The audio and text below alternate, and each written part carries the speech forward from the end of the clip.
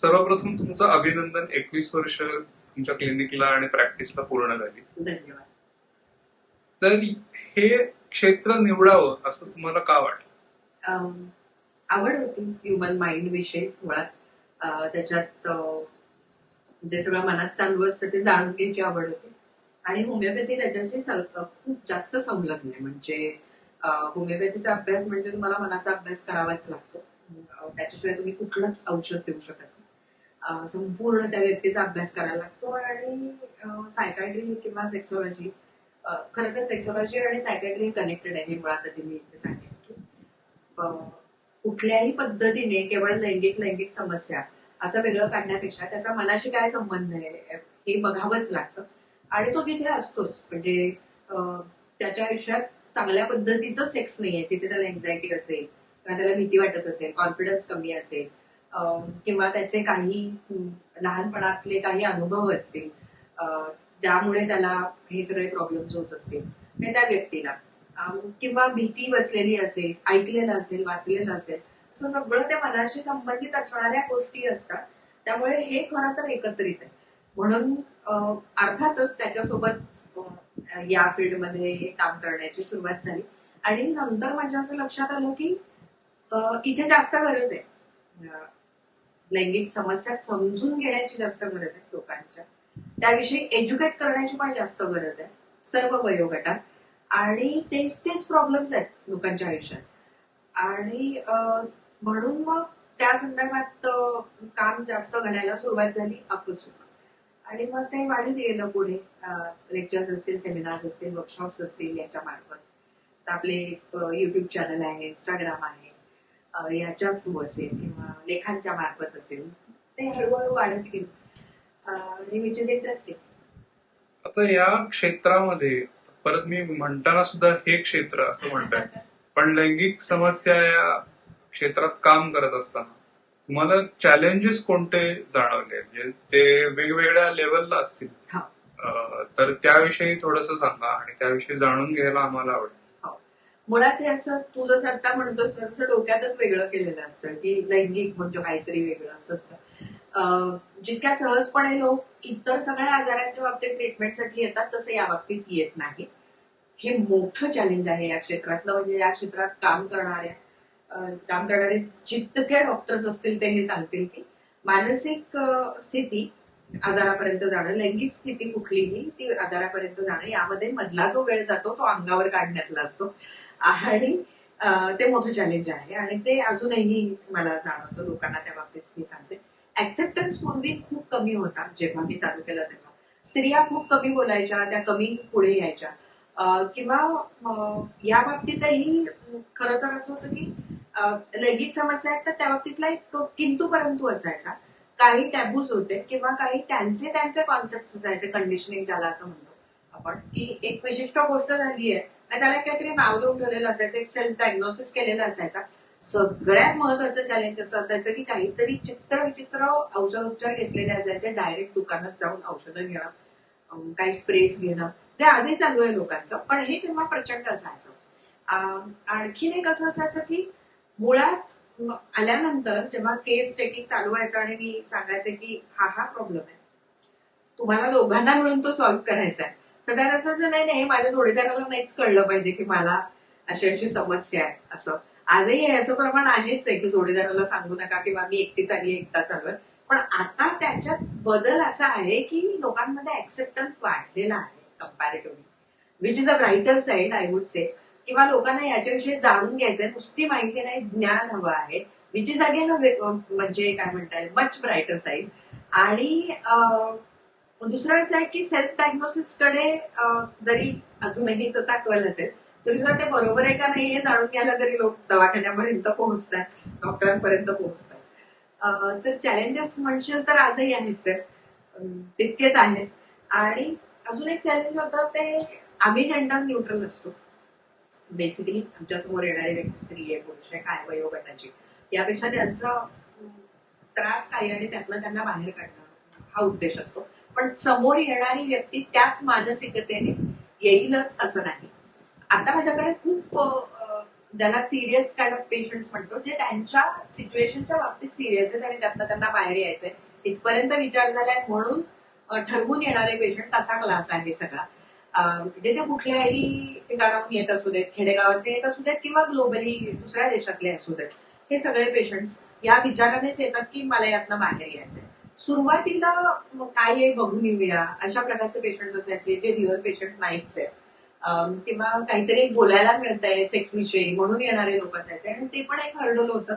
आपणही नवखे असतो ज्या क्षेत्रात आपण काम करायला सुरुवात करतो तिथे, आणि हळूहळू या सगळ्या एक्सपिरियन्सेस मधनच आपलं एक स्ट्रक्चर तयार होतं. तसंच आता माझंही आहे. काही फिल्टर्स असतात अपॉइंटमेंट देण्याच्या आधी, आणि त्यामुळे कदाचित तो सगळा सिरियस क्राऊड आहे जो येतो. तुमचं काम जे आहे हे खूप ट्रान्सफॉर्मिंग आहे आणि खूप इम्पॅक्ट करणारं काम आहे. म्हणजे गुड ट्रान्सफॉर्मेशन लोकांचं झालेलं आहे, पेशंट्सचं झालेलं आहे. तर जेव्हा तुम्ही अशा पेशंट्सला ट्रीट करता आणि त्यांचं आयुष्य बदलता, त्यावेळेस हे किती सॅटिस्फाईंग आहे हे काम करणं? हे काम खूप जास्त समाधान देणारं आहे.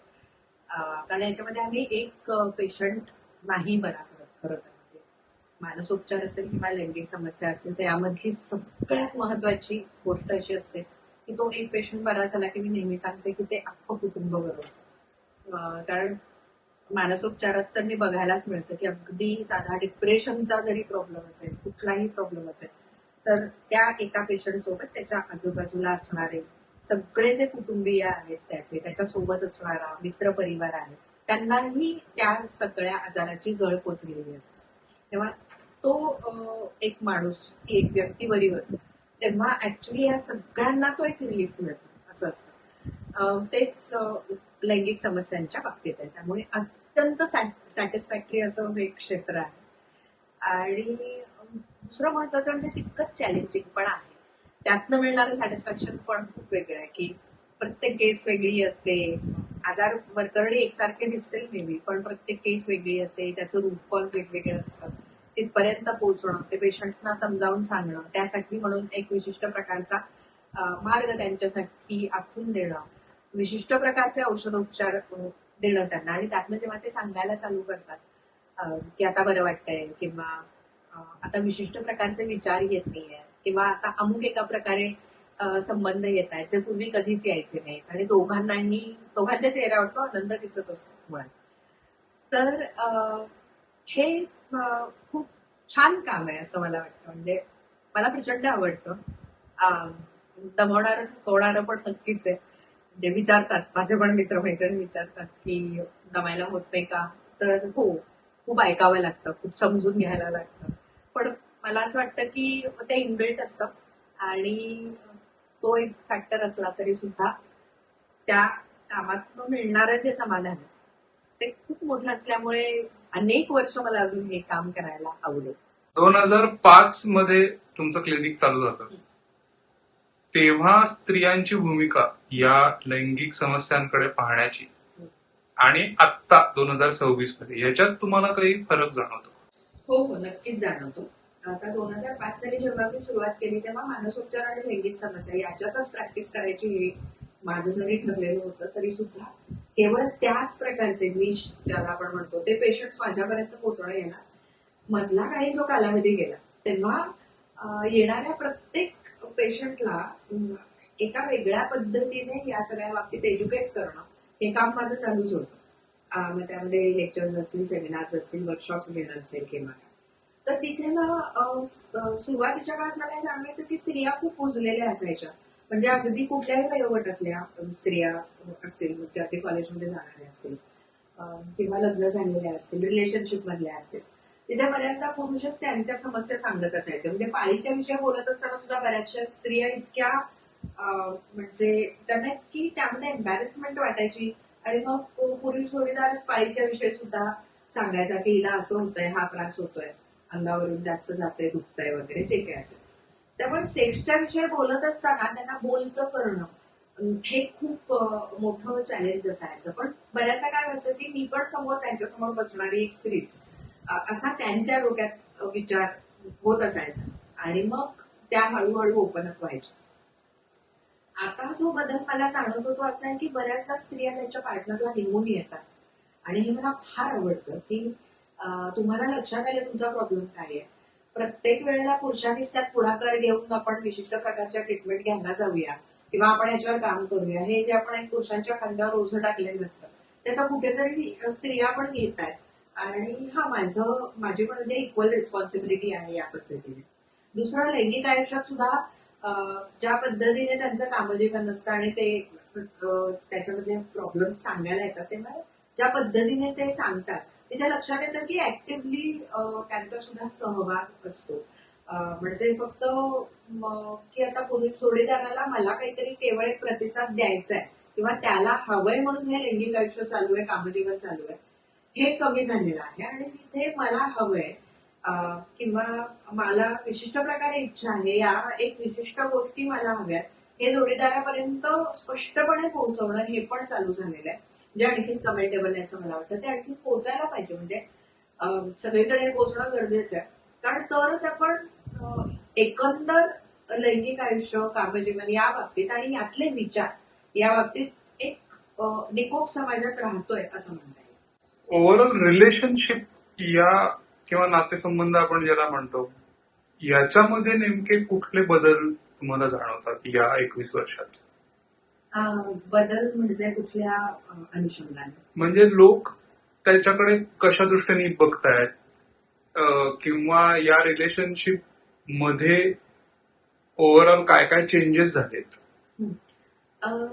चेंजेसच्या बाबतीत मी असं म्हणेन की थोडा सोशल मीडियाचा जास्त परिणाम आहे रिलेशनशिप्सवरती. नक्कीच. जे काही आपण बघतोय, म्हणजे बघ ना, आता तू वेटिंग मध्ये सुद्धा जेव्हा पेशंट असतात किंवा कुठेही तू थांबलेला असेल, आपण सगळेच आपल्या हातात मोबाईल असतो आणि सतत त्याच्यावरती आपण स्क्रोल करत असतो, कुठले ना कुठले रील्स बघत असतो.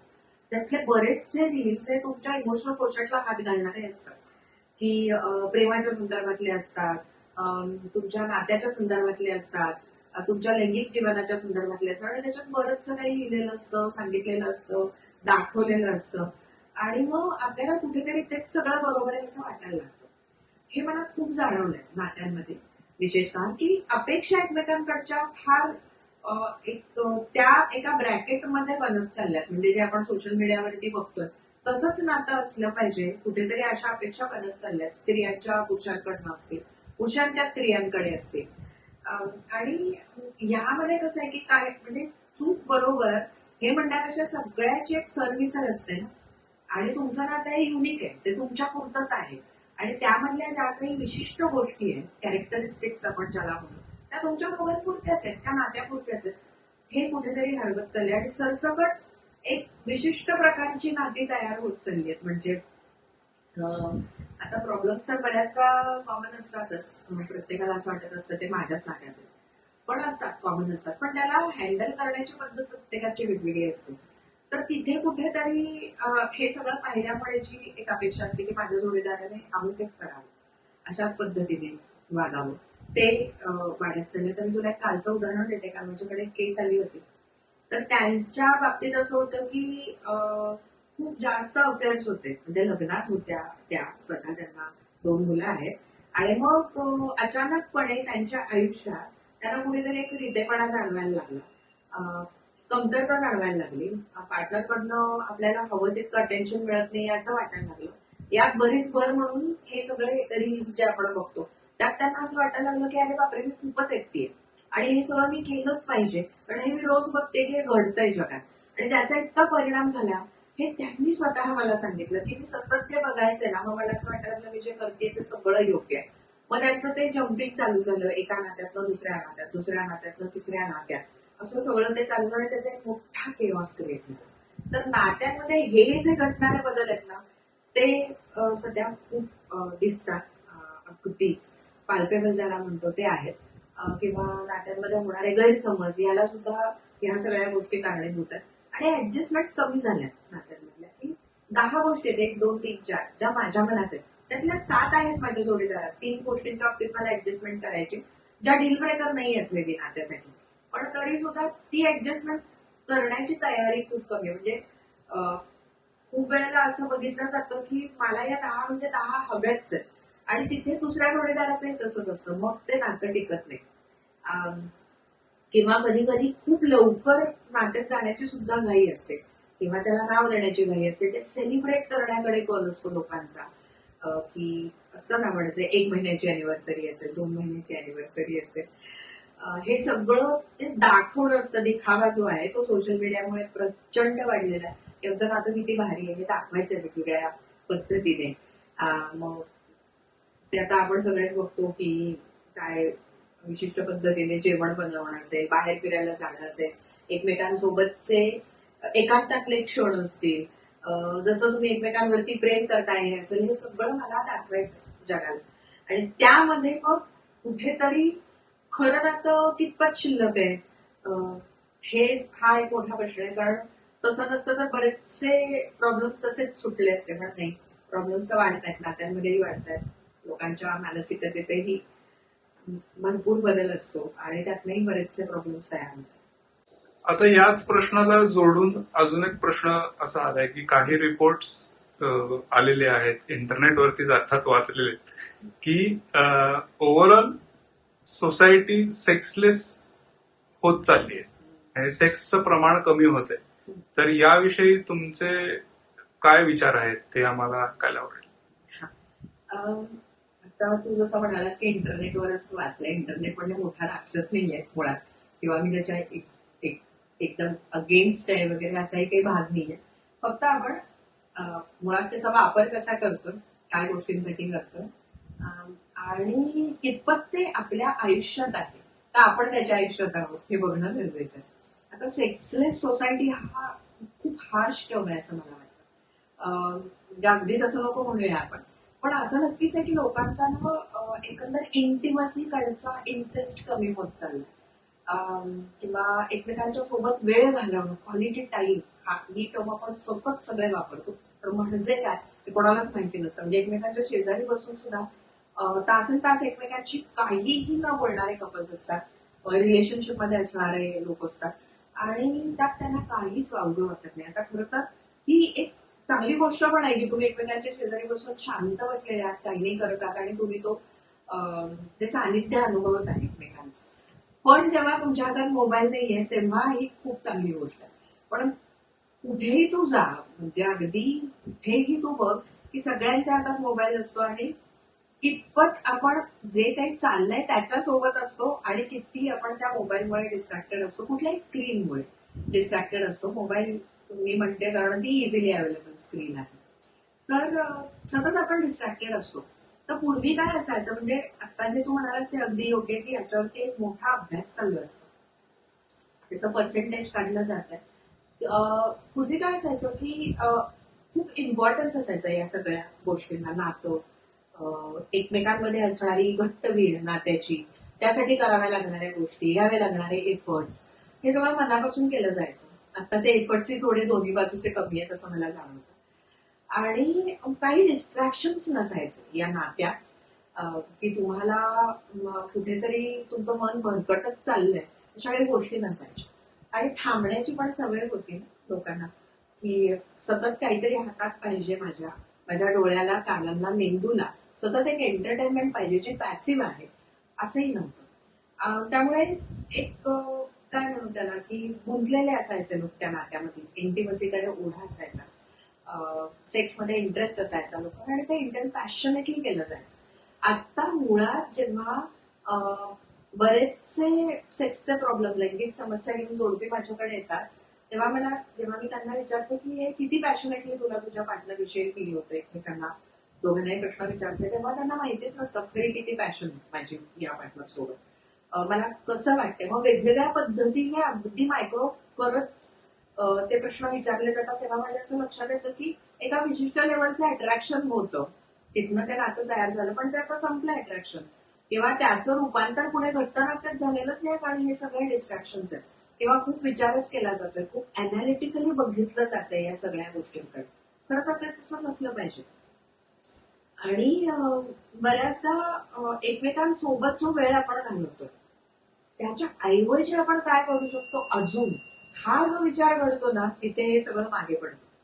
म्हणजे अजून काय करू शकतो म्हणजे जे मी म्हटलं तसं की मोबाईलवरनं काय मला एंटरटेनमेंट मिळतेय, मग अजून टीव्हीवरती काय मिळतेय, मग आणखी मोठ्या स्क्रीन्समध्ये म्हणजे आपण चित्रपट बघायला जातो किंवा काय, यामध्ये जेव्हा तुम्ही एकत्रित ज्या गोष्टी करताय, समजा तुम्ही एखादा स्पोर्ट एकत्र खेळताय किंवा तुम्ही काही ऍक्टिव्हिटीज सोबत करताय, तिथे तरी तुम्ही कनेक्टेड असता आणि मग तिथे तुम्हाला आणखीन एकमेकांसोबतचा कनेक्ट हवासा वाटतो, तिथनं इंटिमसी क्रिएट होते आणि मग तुम्ही सगळ्या गोष्टी करण्यासाठी तुम्हाला उत्सुकता वाटते. पण आता मी जसं सांगते तसं यामुळे आपली वाटचाल नक्कीच तिकडे चालली की सेक्स मधला इंटरेस्ट कमी होत चाललाय किंवा ह्यात काय एवढी मजा नाहीये असं वाटत चाललंय आणि येस इव्हेंच्युअली मे बी असं घडू शकेल. डॉक्टर, जेनझी आणि लैंगिक समस्या ओके. याविषयी सांगा. हा मुळात ना मला हे आपण जेन्झीला काय वेगळं का काढतो हेच कळत नाही. आपल्यासारखीच माणसं आहेत ती, त्यांची व्यक्त होण्याची पद्धत काही अंशी फक्त वेगळी आहे. मला इनफॅक्ट वाटतं की बऱ्याच बाबतीत ही पिढी खूप क्लिअर आहे त्यांच्या त्यांच्या विचारामध्ये, त्यांना जे समजले त्यामध्ये, जे नाही समजले त्यामध्ये, आणि ते खूप क्लिअरली प्रश्न विचारतात. त्यांना समजून घ्यायची इच्छा असते, नाही समजलं तर ते सांगतात ते मला इतकं समजलेलं नाही किंवा आत्ता इतकंच समजून घ्यायचं. सो त्यांच्या लैंगिक समस्या म्हणजे मुळात जर तू जेनझी अशी टर्म वापरत असेल तर ते लहान आहे ती पिढी अजूनही तशी. त्यांचं काय म्हणता येईल की त्यांच्यासमोर एक खूप मोठा महासागर आहे सगळ्या इन्फॉर्मेशनचा आणि मला असं वाटतं की हे त्यांच्या समोरचं मोठं चॅलेंज आहे, विशेषतः जेव्हा असे विषय येतात की जिथे तुम्हाला लैंगिक आयुष्याविषयीची माहिती नकोय, ज्ञान हवंय, पण तुमच्यासमोर भरपूर माहिती आहे, तर यातलं ज्ञान कसं मी शोधून काढू, हे त्यांच्या समोरचं चॅलेंज आहे असं मला वाटतं. किंवा कुठल्या योग्य माणसाला जाऊन भेटू हे समजणं हे त्यांच्या समोरचं चॅलेंज आहे असं मला वाटतं.